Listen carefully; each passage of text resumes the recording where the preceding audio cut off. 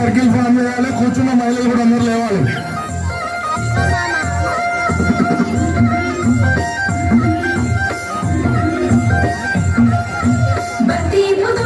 బంగారు వర్ణమై బతుకమ్మ రూపమై మెరిసెనే ఎర్ర కలువ పూలు చెరువు తల్లి